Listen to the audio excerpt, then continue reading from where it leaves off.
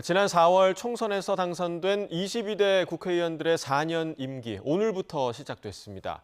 특검과 거부권 전국 속에 여야는 첫날부터 치열한 공방을 벌이고 있는데요.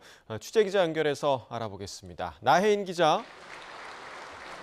네, 국회입니다. 네, 오늘이 개원 첫날인데 어떤 메시지가 나오고 있습니까?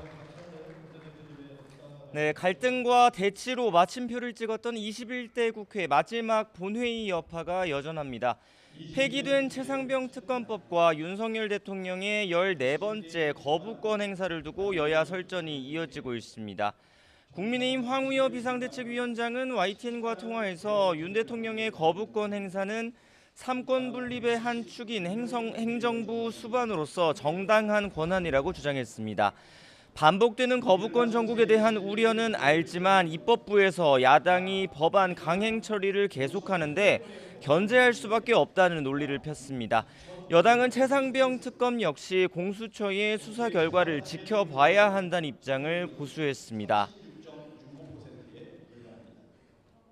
최상병 사건을 가슴 아파하지 않는 사람 어디 있고 그것을 정확하게 밝혀내서 국민들에게 알려야 된다고 생각하지 않는 분이 어디 있겠습니까? 그런데 이것을 너무 정치적으로 정권을 흔들려고 활용하는 것은 맞지 않다고 생각합니다. 반면 더불어민주당은 정부와 여당을 겨냥해 도대체 언제까지 국정 운영을 이렇게 막가파식으로 할 거냐고 비난했습니다. 진성준 정책위 의장은 여야가 합의하지 않은 법안엔 거부권 행사가 원칙이라는 대통령실의 주장은 헌법상 다수결의 원칙을 부정하는 명백한 탄핵 사유라고 주장하기도 했습니다. 최상병 순직 사건 수사외압 의혹은 이종섭 당시 국방부 장관이 윤석열 대통령을 비롯한 대통령실 관계자들과 통화했던 기록이 드러나면서 더 커지고 있다고 주장했습니다. 대통령이 몸통이라는 불증이 나오고 있습니다. 윤석열 대통령이 왜 기를 쓰며 해병대원 특검법에 거부권을 행사했는지, 국민의힘은 왜 억지를 써가며 재의결을 반대했는지가 속속 드러나고 있습니다.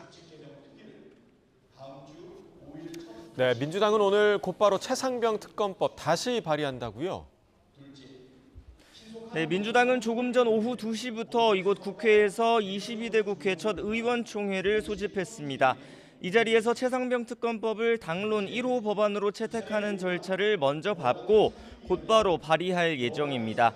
지난해 9월 발의했다가 마지막 본회의에서 폐기된 21대 국회 특검법보다 특검의 수사 범위를 조금 더 넓혔습니다. 공수처 수사 과정에서 새로 드러난 의혹들을 반영했다고 민주당 관계자는 설명했습니다.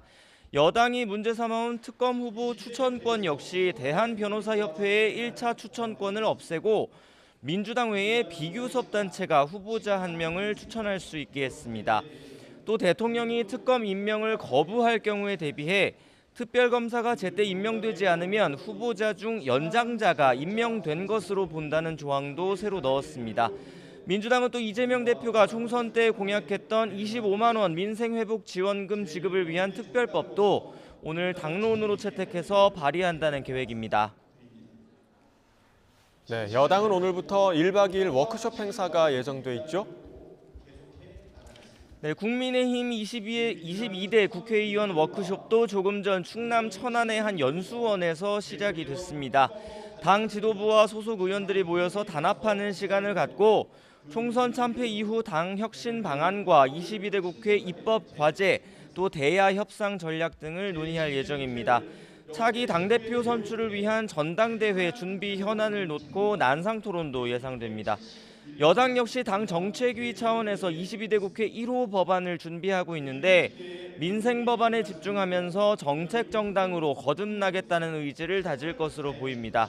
장동혁 원내수석 대변인은 아침에 기자들과 만나서 민주당이 추진하는 민생지원금 지급 법안은 수용할 수 없다는 입장을 재확인했습니다. 이재명 대표가 전국민 지급 대신 차등 또 선별 지원이라도 하자고 제안했지만 달라질 건 없다고 선을 그었습니다. 네, 국회의원 임기는 시작됐지만 원구성은 아직인데 여야 협상 상황 어떻습니까? 네, 여전히 지지부진한 상황입니다. 일단 국회법에 따라 22대 국회 첫 본회의는 다음 달 5일에 열릴 예정입니다. 이 자리에선 원내 일당 민주당이 후보로 내세운 우원식 의원 등 전반기 국회의장단 선출을 위한 표결이 진행됩니다. 정식 개원식은 나머지 상임위원회 구성이 모두 끝나야 열리는데 법제사법위원장이나 운영위원장 등 핵심 상임위원장 자리를 두고 여야 줄다리기가 이어지고 있습니다. 민주당 박성준 원내수석 부대표는 YTN과 통화에서 여전히 협상에 아무 진전이 없다고 말했습니다. 오늘부터 여당 워크숍이 예정돼 있어서 아직 회동 일정이 잡힌 것도 없다며 여당이 지연 전략을 쓰는 것 같다고 주장했습니다. 법사위와 운영위를 포함해 상임위원장 18명 가운데 11명은 민주당이 맡아야 한다며 협상이 안 되면 국회법을 준수하겠다는 입장에도 변화가 없다고 덧붙였습니다. 국회법상 원구성 시한은 다음 달 7일입니다. 반면 국민의힘은 법사위와 운영위원장을 다 가져가겠다는 건 헌정사를 다시 쓰겠다는 거라고 반발했습니다.